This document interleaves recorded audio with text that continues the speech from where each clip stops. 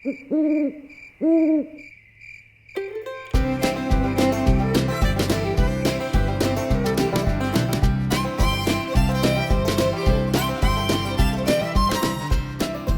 y'all, welcome to episode 13 of the Down Home Show with me, your host, the Ramblin' Southern Gentleman. It's springtime again, and today's show will have a bit of an Easter theme, though I've got more stories for you than just things pertaining to Easter. Today we'll be talking about the Easter traditions I grew up with, including my tradition over the last decade or so of listening to Dolly Parton's rendition of He's Alive on repeat for weeks, and other Easter celebrations, and the legend of the dogwood tree. Then we'll talk about my pilgrimage to Elvis Presley's Graceland, country music's Dottie West, and the crash of Southern Airways Flight 242 over in Georgia. Before I go any further, I want to take a second and recognize a growing group of listeners who, according to my analytics, tell me that they are the largest group of listeners as of current. That is the lovely people of Ireland. It seems that they are the largest group of listeners to the show over the last month or so. So to y'all listening over in Ireland, to me, ramble on about this Southern American life, thank you for listening and spending this time with me. I sure do appreciate it. I've always enjoyed learning about the Irish, their country, traditions, and always felt a strong kinship to the people of Ireland. So thank y'all very much. Now, it wouldn't be Easter time without deviled eggs. So that, my friend, is the feature food for this episode. I believe deviled eggs are one of my favorite foods of all time. It doesn't matter how they're fixed or presented, I can always eat at least a dozen in one sitting. I'm not talking about just a dozen deviled egg halves. I'm talking about a whole dozen eggs worth, which equates to 24 halves. That's just what I have in front of me at the moment, and am enjoying it while I record the show today. So friends, pour yourself a big old cup of iced tea, grab your deviled eggs if you've got them, take a load off and sit a spell while you listen to the show today. Let the cares of this past week go like a Baptist would of their pocket change down at the casino in Wetumpka, while hoping that no one they go to church with pops up in the same casino to see them. That's just a little joke now, so don't get upset. The Methodists do it too, though they all ride the same bus down there together. The Southern saying for this episode is gussied up. Now, if you don't know what that means, well, that just simply means someone has spent a lot of time grooming themselves and dressing up in their finest. Maybe even splashed on a little Chanel No. 5 or Red Door. If they're a dude, then they may have broke out the old school Old Spice aftershave. As with my comment about Old Spice, you can see that this saying can also, on occasion, be said about the men. But mostly, it'll be used in regards to women. An example of the phrase used would be, well, look at Gertrude, all gussied up in her finery for the Easter sunrise service. That hat she's got on would put Minnie Pearl to shame. Now, folks, this time of year in the South really feels like something special. Other than sometimes it feels as though nature is trying to take you out with all the pollen and wild weather, with tornadoes and temperatures that bounce all around from freezing to burning up, sweating, all in the same day. Just in the past couple of weeks here in my neck of the woods in Alabama, we went through a 3-day period where we had nice, beautiful weather to tornadoes and then snow on the 3rd day. To say the least, weather in Alabama can seem as unstable as that aunt at the family reunion who wears a Christmas tree skirt meant to go around the base of her Christmas tree as an outfit, drank that Thunderbird red wine out of a paper Dixie cup, had 16 cats, and named her 1993 Pontiac Grand Dam Mr. Herman, and who always seemed to mix up her bag of sugar with her bag of salt whenever she made sweet tea for the family gathering. But there's a crown jewel that appears in early spring here in the South. Amongst the bipolar weather and pollen coverage that can be measured by inches like snow in New York, that crown jewel, my friends, is the dogwood tree. Now, growing up, I was blessed with the sight of multiple dogwood trees in our front and backyard. I can't fully paint you a picture that would tickle all the senses just as they are tickled when looking out over the lush, green grasses starting to flourish with those dramatic pops of white blooms from those dainty little dogwoods that were scattered all across the old home place. No written or spoken description, not even a picture, could do the scene justice. Not only were they scattered across the old home place around the house, but you could look out through the woods that were left barren by winter, just bare tree limbs, which allowed a good view into the woods, or forest, depending on where you're listening, and you could see the little dogwood scattered through the woods, giving it a vibrant show. My mama was a big fan of the dogwoods as well. Matter of fact, I don't know of anyone who had ever complained about the majestic dogwood tree. There are a few things that come to mind when I think of Mama, and the dogwood is one of those things. After she passed, Daddy went to pick out her gravestone. I couldn't be there with him, and neither could my sister, but during the process he sent pictures of the stone he had picked out for her. The picture he sent looked good. I could tell there were some floral embellishments in the corner of the stone, though I didn't pay much attention to the exact details.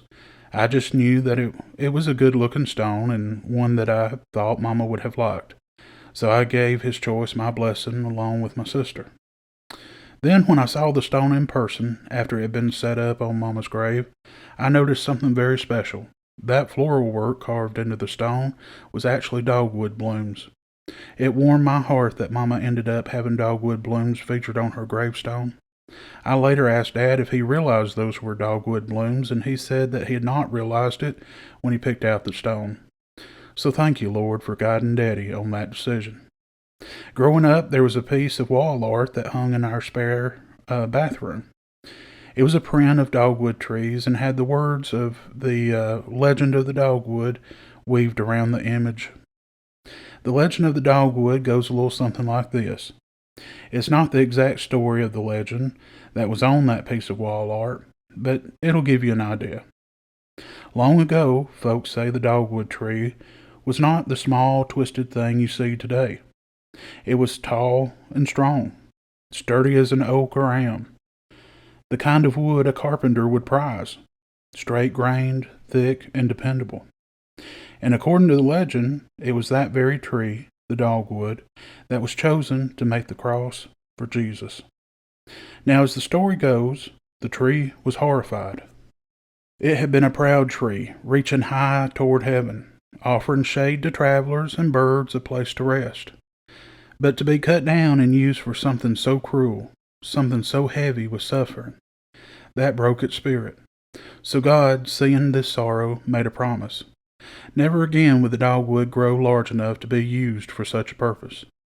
From that day forward, the tree would remain small and slender, its trunk often bent, and its branches reaching in gentle, uneven shapes, as if remembering. And every spring it would bloom, not with ordinary flowers, but with blossoms that carry the story within them. Look closely at the dogwood bloom, and you'll see that the old storytellers point out 4 petals, shaped like a cross, each petal tipped with a mark, said to resemble a nail stain, a cluster in the center, like a crown. Those marks, they say, represent the nails. In the center, some say it's like the crown of thorns.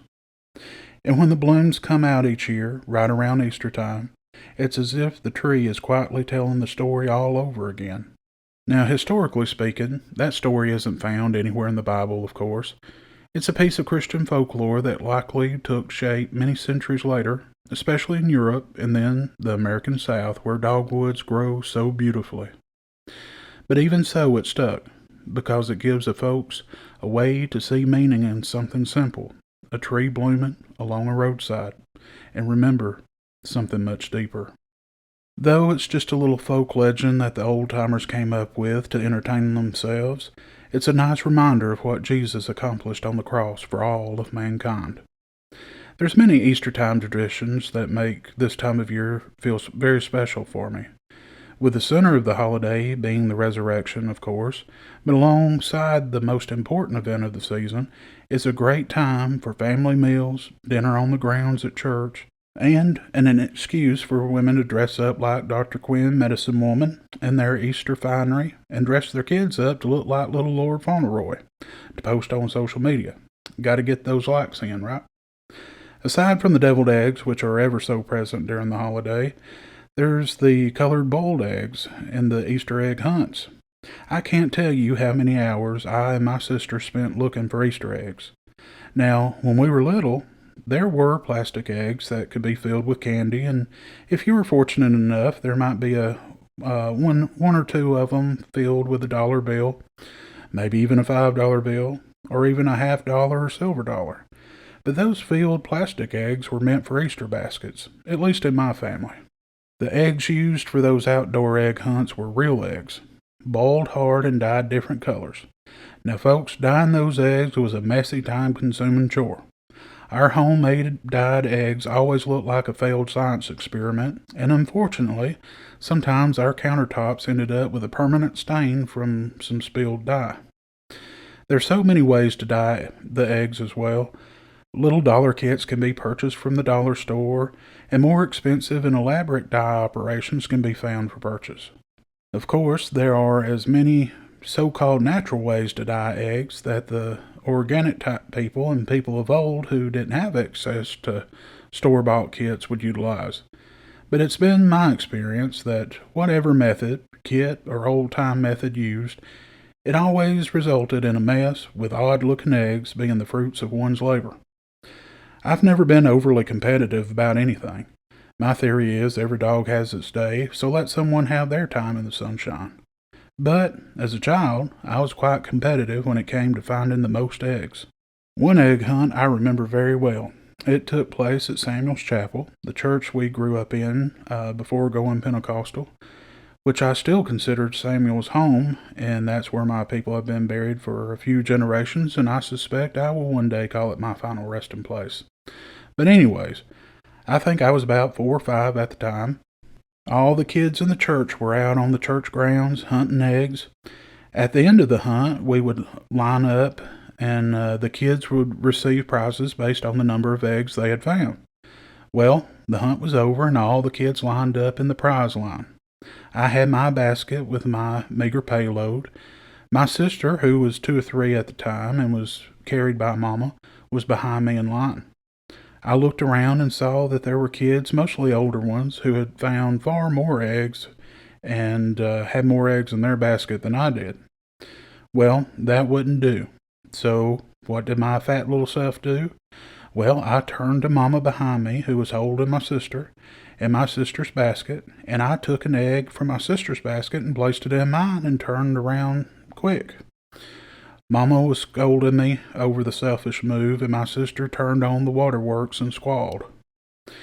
When we moseyed up to the lady handing out the prizes, Mama filled her in real quick on what I had done. So I was only allowed to choose the prize for my true egg count, minus the one I had stolen from my sister's basket, and my sister got the prize based on her found egg count. I was mad at the time that my scheme had not worked, but a valuable lesson was learned that day. I learned that it was wrong to do such a thing and that justice would prevail, by Mama stepping in and confessing my wrongdoing to the egg prize official. But when I got home that afternoon, I felt terrible at what I had done. I can still see my sister's crying face, and it really breaks my heart even to this day. The feeling of shame came across me when I got home, and I was truly sorry for what I had done. I felt terrible, even at such an early age. I remember my heart aching. The image of my little baby sister crying after I took her egg truly haunts me to this day. Even as an adult now, I truly feel bad about that incident. My heart still aches over that. It may seem insignificant to some, just a little mischievous, childish, and greedy act of a child, easily excusable, I guess, but it stuck with me all these years, and it still tugs at my heart. So, little sister, if you're listening, I'm truly sorry I took your egg. That guilt lingers with me to this day, and I'm sorry. I'm sure you don't even remember the incident, but I sure have, after all these years. One day I hope to give you a solid gold egg to make up for that dyed boiled egg I took from you that day. I love you. Another tradition that I hold close for Easter time, or Resurrection Day, is the listening of Dolly Parton's rendition of the song, He's Alive. Now, folks, there's a few renditions she's done over the years of this song. There's a couple out there that she performed on various award shows. Apparently, it's not just a tradition for me to listen to the song on repeat during this time of year. Apparently, Dolly has become well aware that many people have made a tradition of filling their ears with her singing this song. During the outbreak of COVID, that Easter during lockdown, Dolly recorded a video from her home studio of her performing the song. Instead of being joined by a 100-person choir like so many times before while performing the song, she done a simpler version, one that I think was a little more special than the times before, because this version was made solo with just her and her guitar. The song was a glimmer of hope during the dark days of that virus, a reminder of the Lord and His goodness. I remember feeling the Spirit while listening and watching the video during those uncertain days. So during this time of year, I always make it a tradition to listen to good old Dolly performing He's Alive. I have a YouTube playlist with the various different versions that Dolly has performed over the years, including the one from 2020, as well as other versions of the song performed by other artists, including the original. What an amazing piece of songwriting it is. If only we had had Dolly's version readily available to listen to on YouTube back in the days of my childhood. It would certainly have made those late Easter Sunday afternoons, after many hours of egg hunting and then hours of eating the boiled eggs, much more pleasant.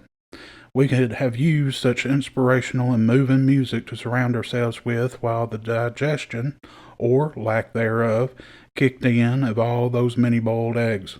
To say the least, those eggs made for an entertaining evening. Thankfully, the weather was usually nice enough to facilitate open windows in the house, if you catch my drift.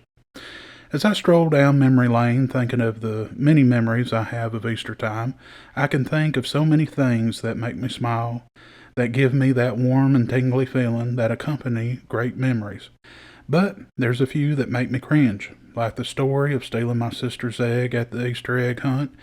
There's another one I thought of. During one Easter season, my aunt and uncle came down to visit, and they had brought some of their family with them for the visit, which included a few of their children, which happened to be about the same ages as me and my sister. Well, since they were here during the Easter season, my aunt and uncle had brought little Easter sacks filled with goodies for the kids present at the gathering. Instead of baskets, my aunt and uncle had little gift bags which included some Easter candy and a card, a very nice and heartfelt gesture of which my aunt is very well known for. Seeing as they were traveling at the time, the bags were small, of course, because it's hard to lug around big elaborate gifts. When she handed out the bags to the children, she made the announcement that it wasn't much, but she hoped we enjoyed them. Well, I looked at my bag and said, "You're right, it's not much." Well, everyone in the house busted out laughing. The mouths of the children that had come for the visit with them fell open. My sister cut her head to look at Mama, and she looked like she wanted to melt into the floorboards. My Mama, that is. Now, I was only 6 at the time, and for the most part, I was a very grateful child. Honestly, I didn't say it with ungratefulness in my heart. I truly was just agreeing with my aunt after she said it wasn't much, and I did so trying to be funny. But folks, as soon as that came out of my mouth, and after seeing the reaction of everyone, I realized that it came across as a selfish and ungrateful comment. I wanted to melt into the floorboards with my mama and sister in that very moment. Now, a little later in the evening, after the meal had been served, Mama, who could be overwhelmed a little bit during family gatherings, disappeared. Still being embarrassed at my previous comment, I wanted the comfort of Mama, so I went looking for her. And I found her in the middle spare bedroom, sitting in the floor of the room in complete darkness. Not only was I embarrassed at myself, but I was embarrassed for Mama after what I had said. I felt bad for her. I knew I had really embarrassed and shamed her. I went over to her and sat in her lap and apologized. She hugged me back and held me, rocking me back and forth, telling me it was okay. It wasn't a big deal, but I knew she was just trying to comfort me. I knew she was still mortified. She didn't have to scold me. I saw the error of my way that evening, and it thankfully turned out to be a precious moment between a mother and her child. Golly, I miss my mama. Well, friends, it's that time already. Time for a short break.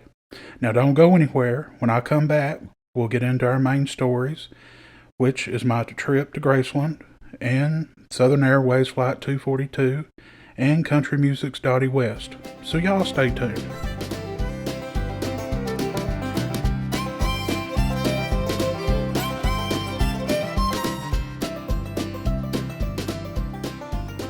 Welcome back, friends.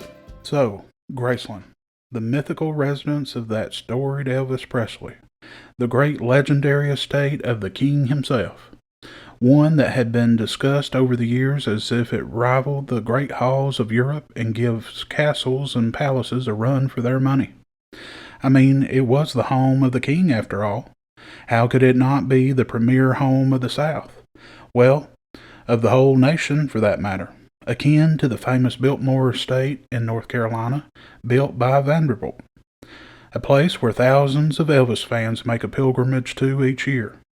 The grandeur of which those fans spend mortgage payments on to just be able to tour and buy little cheap made-in-China trinkets after their tour of the home. At least, that's what I had built up in my head while growing up. Let's see. I was a senior in high school. It was AEA week, and that's what they now call spring break. Daddy had planned a big home improvement extravaganza for us while we were out of school that week. The first 2 days of the week, he had us penciled in to help put on a new tin roof on the house.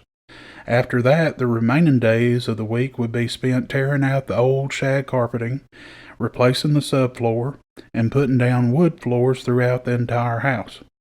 Now, folks, that's a lot of work. Thankfully, we had a lot of help on hand from friends and family for the new roof, so that went by easily over those first 2 days. But when it came to the flooring, well, that was another matter entirely. The flooring was left to me, my sister, my mama, and Daddy. We didn't have the outside help for that task. We spent the end of the second day after the roof was finished tearing out the old carpet. Then the third day, we spent tearing out the old particle board subflooring, and if you've never tried to tear out particle board subflooring, well, that's another story for another time. It seemed that this flooring project would take us at least the rest of the week. We were informed that we were to make no plans for that week. We would be tied up at home for the project.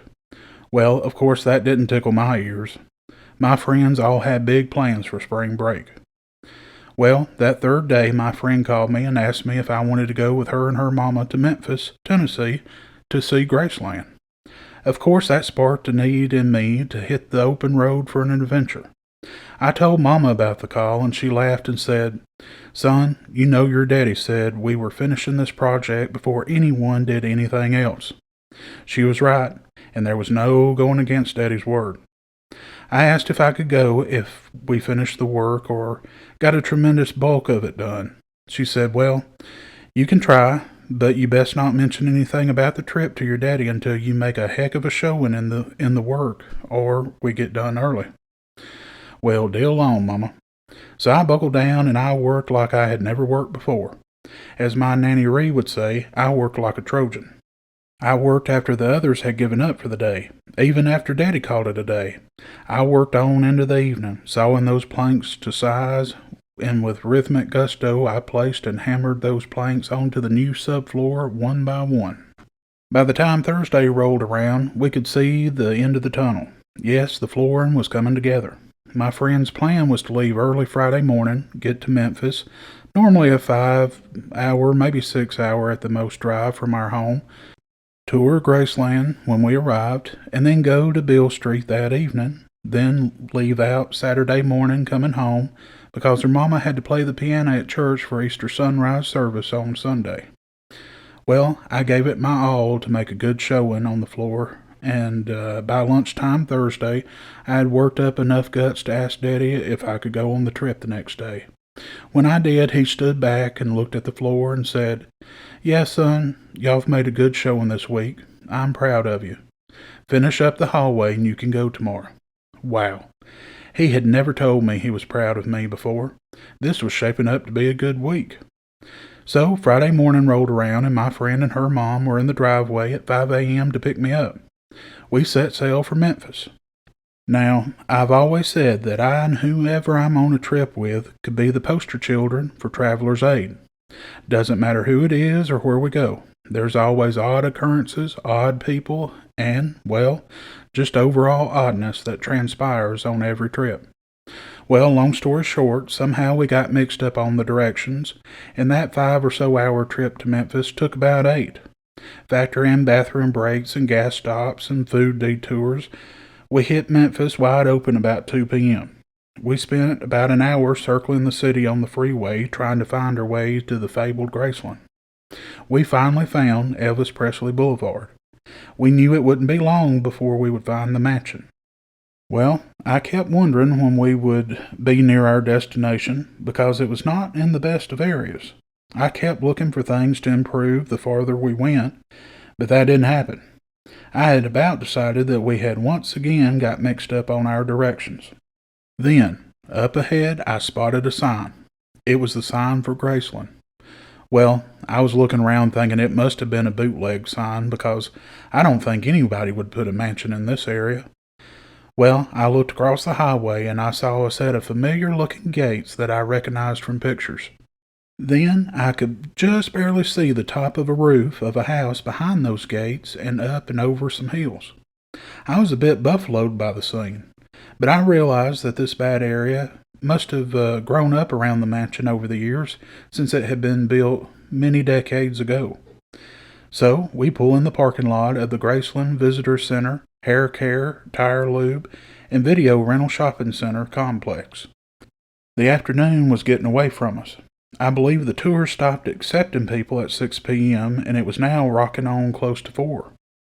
We bought our tickets and stood out front waiting for our short bus chariot to arrive and whisk us away to that glory land just beyond the gates. As our bus went through the gates and crested the hill and the mansion came into full view, I remember feeling a bit underwhelmed. I guess at the time it was built, it was considered a true mansion, but to modern standards, it felt just like a larger average home that had some fancy extra frills put on to spiffy it up a little bit. We tumbled off the bus and up the front steps and through the front door we went. Talk about stepping back into time. It really was like a time capsule. Interesting for sure, but not my backwoods teenage idea of stunning style. I guess for the time it was more hip. It was interesting to see how he lived and to hear the stories behind the rooms and items in the house. I enjoyed seeing the jungle room, but it felt like my bedroom back home was bigger, and that waterfall on the wall really had done a number on the atmosphere of that area of the house. It felt humid and, well, was musty and mildew smelling. It really was eye-opening to feel how small the house was in person. Again, I know it was built in another time, so I understood. It's just a funny reminder how we can get things built up in our own minds and imagine some pretty grand things, only to be let down when we experience the real thing. I guess you could always tie in the old sayings into this lesson, like, things are not always what they may seem, and the grass is not always greener on the other side. Anyways, we were rushed through the tour. As gaudy and mildewy as it was, I would have enjoyed a little more time to read the displays and such, even though I'm not even a big Elvis fan. That was my friend and her mama's department. After we made the short bus journey back to the visitor center, bait shop, moccasin outlet, and rockabilly cafe, we got into the horseless carriage and started our search for a hotel for the evening. That's when things started getting, well, weird. Aside from doubling our trip time and then paying good money to go through a dead man's house and oogling his possessions, that is. Now, this was a time before GPS in every vehicle. This was around 2005, and we were using an atlas and a map of Memphis that looked as though it was drawn on a rat-chewed cocktail napkin. We didn't want to stray too far from Elvis Presley Boulevard because we knew how to jump right back on the interstate towards home from the boulevard. So, up ahead we saw a big sign that read, "In Graceland." I-N-N, Graceland.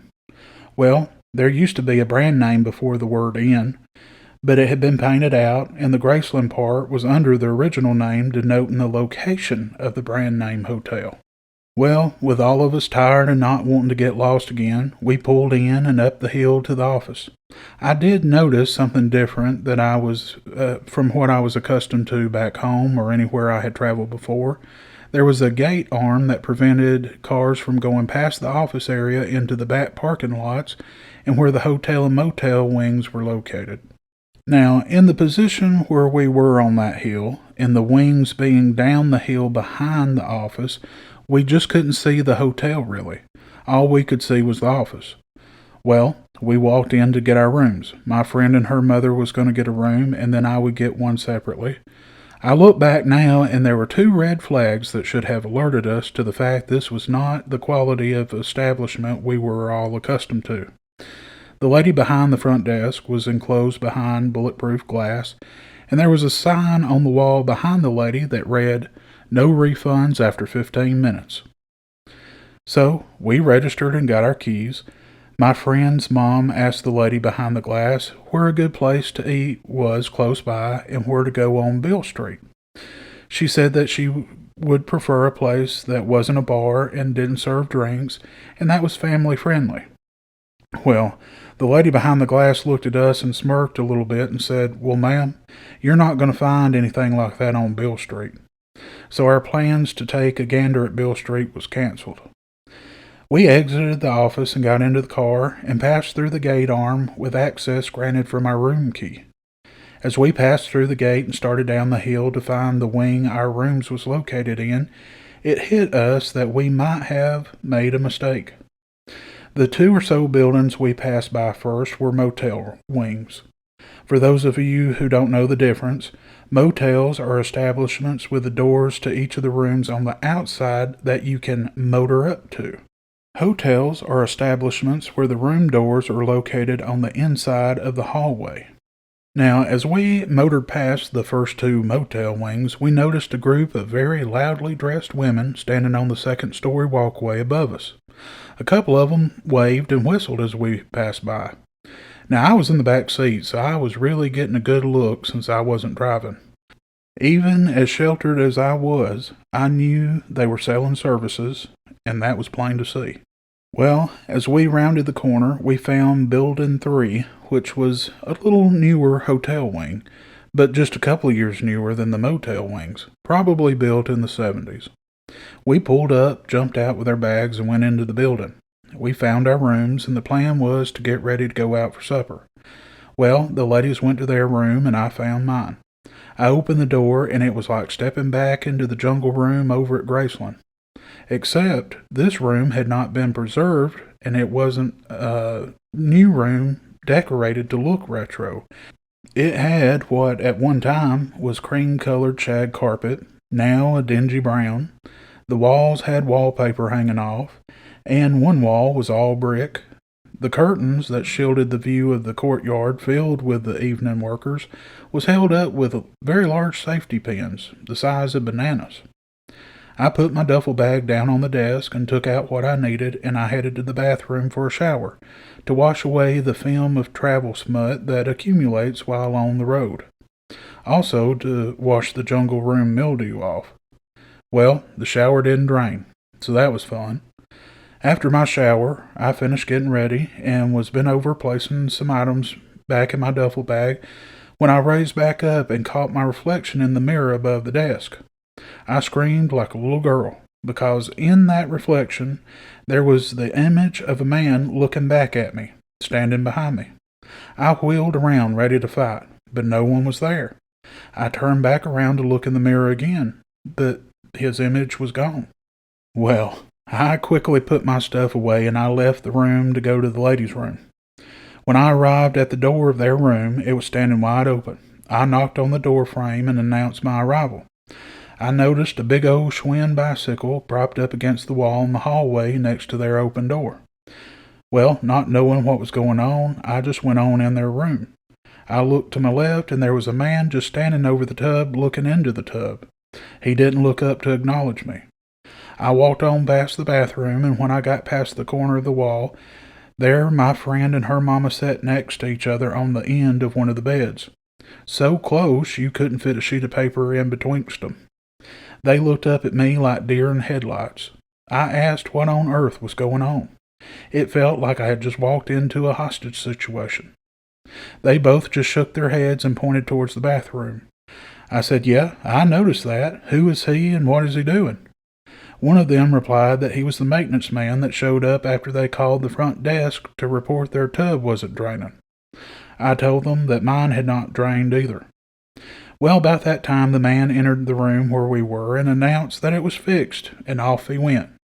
He got on his bicycle and rode it down the hallway, and when he came to the door at the end of the hallway, he barely slowed down while busting through it onto the sidewalk outside. Well, after that, the ladies decided to forego their showers before we went out to eat that evening, as the evening was slipping away from us. Now, folks, I don't remember where we went to eat that evening, which is unusual because I usually remember everything, but not this case. I guess the exposure to mildew in the jungle room had shorted out my memory. I do remember a great discussion was held about starting out early enough the next morning to beat the severe storms that were predicted for that area. So we returned that evening to the hotel motel. Upon our entrance to the back parking lot, the group we had encountered on our arrival earlier was nowhere to be seen. We went to our rooms and agreed to be up and early the next morning, early enough to beat the storms. Well, when I got into my room and locked every locking mechanism on that door, and after pushing 2 chairs up against that door, I went over to the bed and pulled back the sheets. Well, they needed a good shave and a good session with a lint roller. I just decided to grin and bear it, and I jumped on into bed. Well, after laying there, with every light in the room on and a towel covering that mirror that I had seen that reflection in before, I finally fell asleep listening to the weather coverage on the TV. Now, that night, those storms that were predicted for around 7 a.m. sped up and hit Memphis about 4 a.m. I was jolted from my sleep by hail hitting the window of the room. It felt as though the whole building was swaying back and forth in the wind. The lights were blinking in and out, and then the tornado sirens went off. I looked at the TV, and we were under a severe thunderstorm warning, and apparently there had been a twister indicated on the radar a few miles away, but it seemed as though it was right on the top of us. The wicker light fixture over the small table in the room next to the bed was swinging back and forth. I felt a draft of warm, humid air coming through the big window and from around that curtain which was hanging on for dear life on those safety pins. I thought, "Oh, Lord, please don't let this be the place I go out of this world from. I mean a seedy motel on the outskirts of Memphis." The cracking of the hail against the window grew harder and harder. I just knew it was about to bust that window out. Then, as it seems to always do in the South, it got real quiet all of a sudden. Now, this could mean one of two things. It could mean that the storm has passed by and you're in the clear. Or it could mean that the tornado is upon you and it's too late. I sat up in bed and waited and listened. After a few seconds, there was still no sound or activity, and the sirens had stopped. Either the storm got the sirens, or it was over. Well, thankfully it was over. I lay back down and I tried to go back to sleep until it was time for my alarm to go off, but to no avail. My alarm went off and I got up. I took a quick shower, trying to beat the water before it got up above my ankles. And after my shower, I didn't piddle around and give time for that strange reflection to appear again. I grabbed my bag and left that room in the dust. I made it back to the ladies' room and knocked. They let me in, and we compared stories about the storm and talked about the weird maintenance man from the night before. They quickly packed up, and we headed out. When we got to the end of the hotel hallway and exited to the outside, there was a big blue plastic garbage drum to the right. I looked over in it, and there was a huge blonde curly wig that looked like it had been shot out of a cannon, laying there in the barrel. It was obviously one of those cheap, terrible wigs from a Halloween store. Parts of it looked as though it had been melted in some terrible event that my little sheltered 18-year-old mind just couldn't even imagine. I noticed under the wig was a black rubber thigh-high boot with the heel broken off. Now, I can only imagine that these items had belonged to one of those ladies of the night we encountered the evening before upon our arrival. We finally made it to the car in one piece. We loaded up, and just as we were closing the doors, gunfire rang out. Well, my friend put it into gear, and we burnt rubber out of that place, and as we did, I just laid down across the back seat. I guess she caught me falling across the back seat out of the corner of her eye or from the rearview mirror, because when I pulled that maneuver, she hollered, "Have you been shot?" "No," I replied. "Keep going," as I waved my hand towards the exit. I believe we went airborne for a second as we crossed that speed bump at the exit of the parking lot. Since the storm had arrived early, done its thing, and moved on, we had a little time to spend before we got on the interstate back home. We hit up that cafe attached to the Graceland Visitor Center, glamour shot parlor, and smoke shop. We had banana and bacon sandwiches, said to be Elvis's favorite. We then left out for Sweet Home, Alabama. I always love a good adventure, and that was certainly an adventure. I had to leave out more than half of the tales from that trip due to time constraints for the show, though. Just when I saw the light at the end of the tunnel now, that we were back on the road towards home, that light was somewhat dim, because we turned that 5-hour trip home into a 7-hour trip. But at least it was a little shorter than the trip up there. Well, friends, it's time for another short break. My Graceland story took a little bit longer than I expected, so when we come back, we'll be covering the Southern Airways Flight 242 and country music's Dottie West. So y'all sit tight.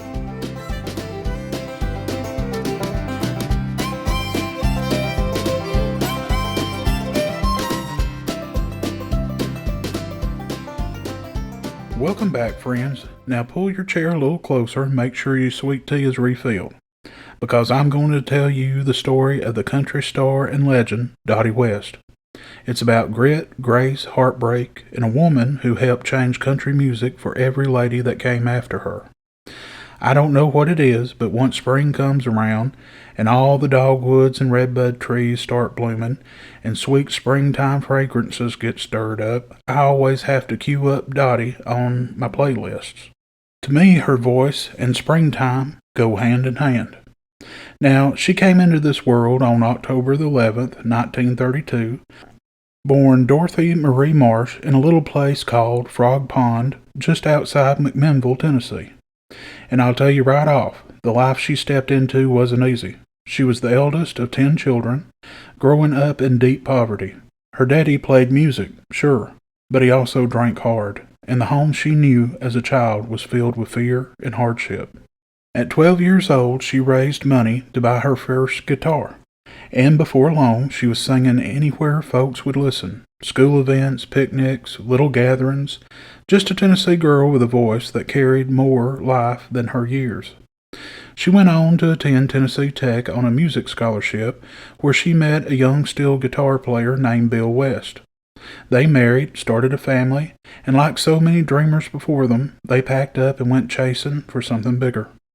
For a while, that dream took them to Cleveland, Ohio, where Dottie sang on a local TV show called Landmark Jubilee as a part of a duo called the K-Dots. But Nashville kept calling. By the early 1960s, she had made her way into the heart of country music. Now here's one of those turning points that separates the hopeful from the legendary. Dottie didn't just sing, she wrote. And one of her songs, Is This Me, was recorded by Jim Reeves and became a hit.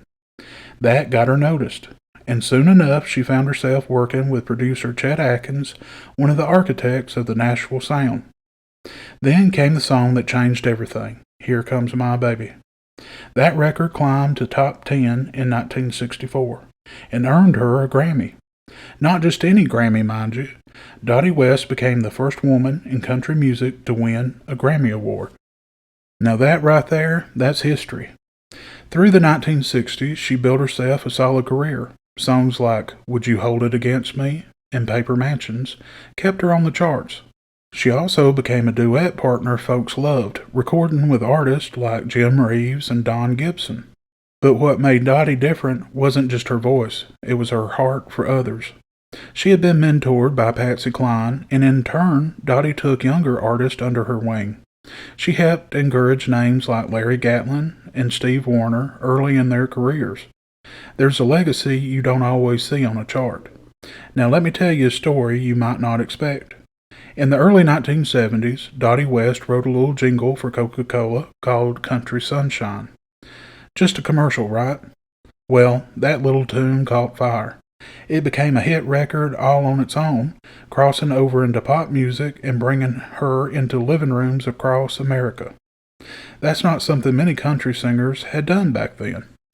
But the biggest second act of her career came a little later, and it came with a familiar name, Kenny Rogers. The two teamed up in 1978 for a duet called Every Time Two Fools Collide. And wouldn't you know it, that song gave Dottie her first #1 hit. They followed it up with a string of successful duets, and for a time they were one of the hottest pairings in country music. Now here's a little anecdote folks in Nashville have told for years. Those sessions between Dottie and Kenny weren't stiff or overly polished. They were warm, natural, almost like two friends just singing across the kitchen table. And that ease, that chemistry, is exactly what audiences heard. Then, in 1980, Dottie reached another milestone. Her song, A Lesson in Leaving, became her first solo #1 hit. By then, she had reinvented herself. Glamorous stage outfits, big production shows, and a presence that could light up a room.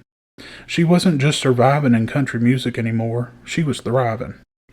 But, like so many stories, this one carries its share of heartache. In the late 1980s, financial troubles began to weigh over her. Lavish spending and tax issues led to bankruptcy, and the IRS auctioned off many of her possessions, including her home. Still, she wasn't done. Not by a long shot. She was planning a comeback, new music, new shows, another chapter. Then came the day that changed everything. In late August of 1991, Dottie was involved in a car accident near Nashville. She suffered serious internal injuries. After several days in the hospital, she passed away on September the 4th, 1991, at the age of 58. And just like that, one of country music's brightest lights went quiet.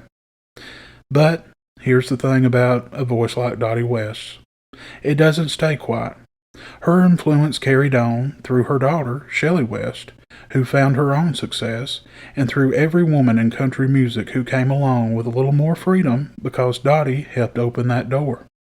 In 2018, she was rightfully inducted into the Country Music Hall of Fame.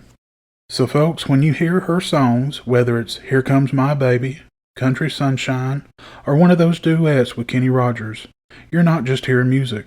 You're hearing the story of a woman who rose up from hardship, stood her ground in a man's world, and left country music a whole lot richer than she found it.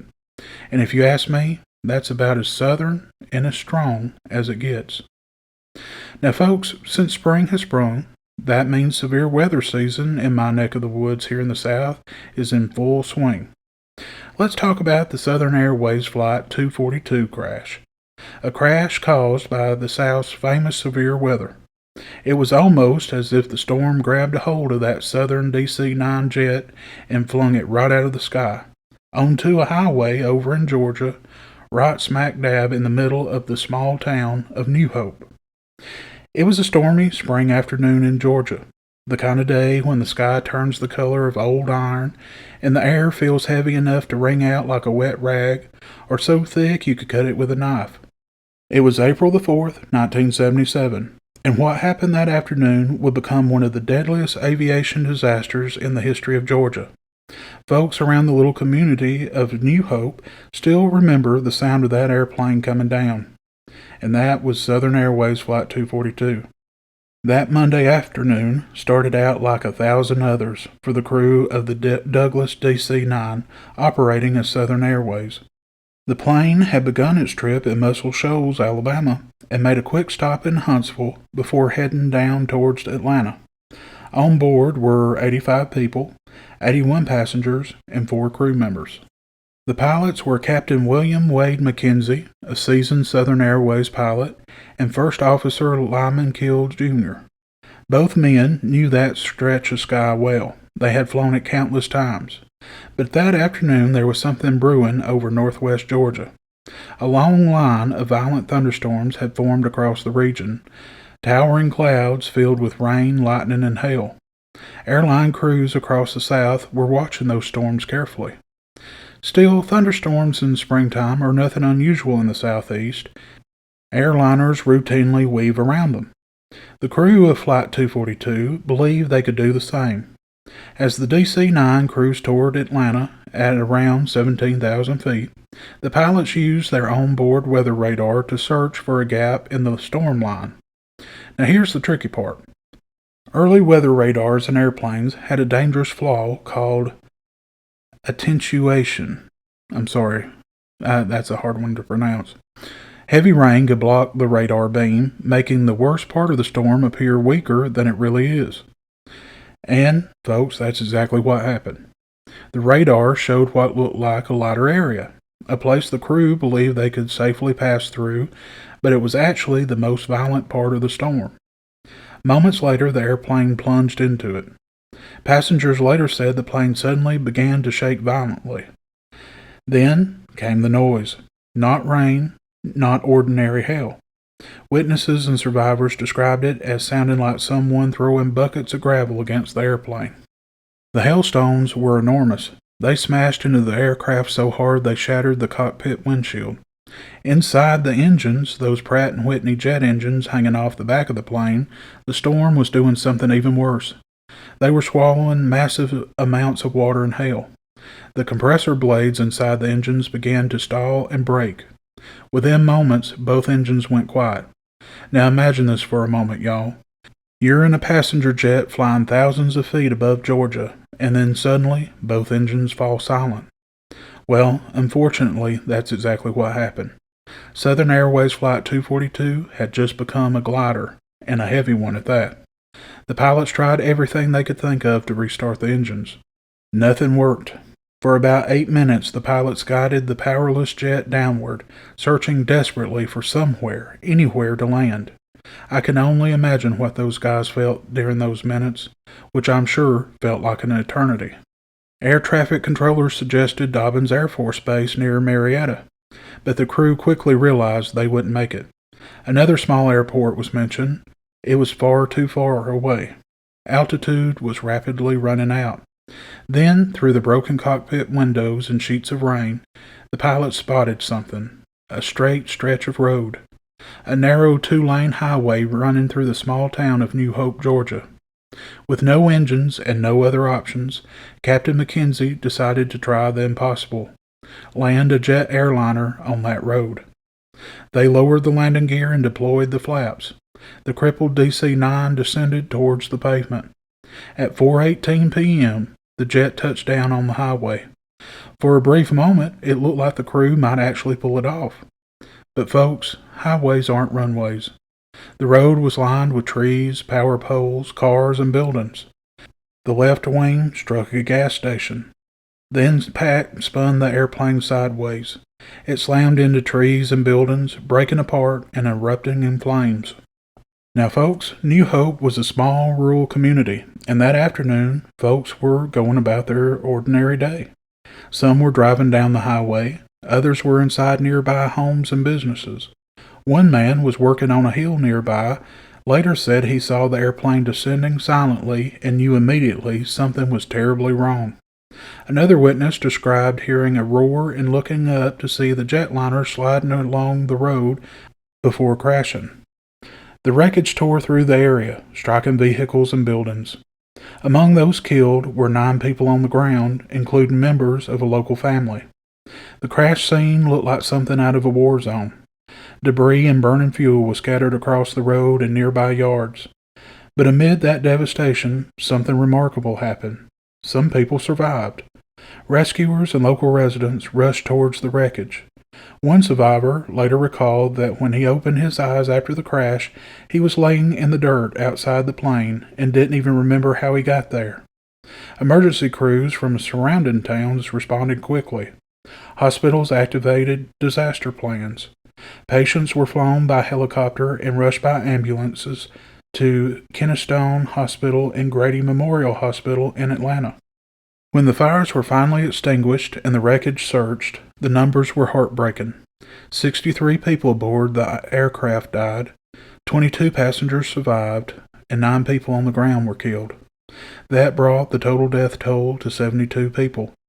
Among the passengers killed was R&B singer Annette Snell, who had been traveling for a performance. Investigators from the National Transportation Safety Board spent months studying what happened. Their conclusion was that the aircraft lost both engines because they ingested massive quantities of rain and hail while penetrating the severe thunderstorm. The storm destroyed the compressor sections of both engines and made restarting them impossible. The crew had been misled by their radar, which hid the storm's true intensity. In the end, investigators said the crash resulted from the unique total loss of thrust while flying through a severe thunderstorm. Today, the little town of New Hope still remembers that day. A memorial now stands near the crash site, and every year survivors and families gather there to remember the people who lost their lives. Because for the folks who lived there, April 4th, 1977, wasn't just an aviation accident. It was the day a jetliner fell out of the sky and landed right in the middle of their town. And the sound of that silent airplane gliding down through the storm is something many of them say they will never forget. Well, folks, that's all the time I have for today. I want to thank you for spending an hour with me. I really appreciate you listening. If you don't mind, if you could hit that like button, and if you haven't already, maybe consider subscribing to the channel. It really helps the channel out and gets these programs out to others. If you would like to email me for any reason, you may reach the show at contactdownhomeshow@gmail.com. I welcome any and all input. Also, if you're listening through a medium that has a comment section, please leave me a comment. I love to hear from my listeners. I hope you and your family and loved ones have an awesome Easter full of love and togetherness while remembering the true reason for the season. Until next time, dear friends, be blessed.